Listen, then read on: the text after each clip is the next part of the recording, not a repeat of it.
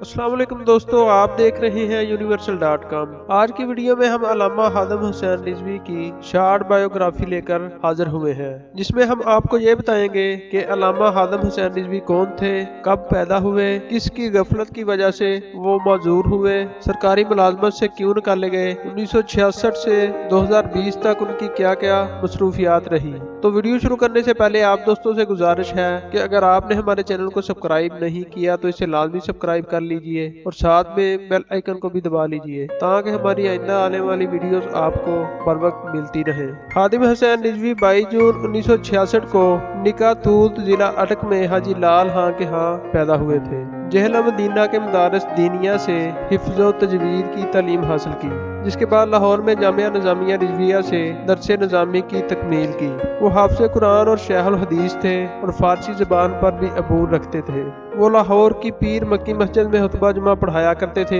जबकि पंजाब के मजहबी अमूर के महकमा औकाफ में क्लर्क की नौकरी भी करते थे। 2006 में गुजरांवाला के करीब एक होने वाले हादसे में वो अपनी टांगों से महरूम हो गए और व्हील चेयर पर कैद होकर रह गए थे। ये हादसा इस वक्त पेश आया जब रावलपिंडी से लाहौर जाते हुए उनकी गाड़ी का ड्राइवर सो गया था। तहरीक लब्बैक के बानी हादम हुसैन रिजवी के बारे में चंद बरस पहले तक कुछ ज्यादा मालूम नहीं था। फिर नवंबर 2017 में उन्होंने एक रैली की क़यादत करते हुए रावलपिंडी और इस्लामाबाद के संगम फैजाबाद में धरना दिया। ये धरना तौहीन रसालत के कानून में तरमीम के खिलाफ एक तवील लेकिन बज़ाहिर कामयाब धरना था। इसकी वजह से इन्हें बेपनाह शोहरत मिली और लोगों को इनके बारे में पता चला। इससे कबल वो गवर्नर पंजाब सलमान तसीर के कातिल मुमताज कादरी की सजाए मौत के मामले में भी काफी सरगर्म रहे थे और वहीं से उन्होंने अपनी दीनी सरगर्मियों को सियासत का रंग दिया। बरेलवी सोच के हामिल हादम हुसैन रिजवी को मुमताज कादरी के हक में खुलकर बोलने की वजह से पंजाब के महकमा औकाफ से फारग कर दिया गया था। इनकी बरतरफी के बाद हादम हुसैन रिजवी को अपने ख्यालात को खुलकर पेश करने का और ज्यादा मौका मिला, जिसके बाद उन्होंने सितंबर 2017 में तहरीक लब्बैक पाकिस्तान की बुनियाद रखी और इसी बरस सितंबर में NA 120 लाहौर में होने वाले जिमनी इंतखाब में 7000 वोट हासिल करके सबको हैरत में डाल दिया। मुबसरीन के मुताबिक मुमताज कादरी को फांसी दिए जाने के बाद से बरेलवी तबके के कदामत पसंदों ने ज्यादा मुतहर्रक सियासी किरदार अपनाया, लेकिन पाकिस्तान में फिरका वाराना तशद्दुद में इजाफा और बरेलवी देवबंदी इख्तिलाफ साल 2012 के बाद से देखा गया। हादम हुसैन रिजवी को सन 2017 के एहतजाजी धरने में सुन्नी तहरीक की भी हिमायत हासिल रही थी। व्हील चेयर तक महदूद होने के बावजूद हादम हुसैन रिजवी पाकिस्तान में तौहीन रसालत के मुतनाज़ा कानून के एक बड़े हामी बनकर सामने आए थे। वो इस कानून के गलत इस्तेमाल के इल्जाम से भी मुतफिक नहीं थे। उनका अंदाज़े बयान काफी सख्त होता था। पाकिस्तानी मीडिया की जानब से कवरेज न मिलने का हल बज़ाहिर उन्होंने सोशल मीडिया का भरपूर इस्तेमाल करके निकाला।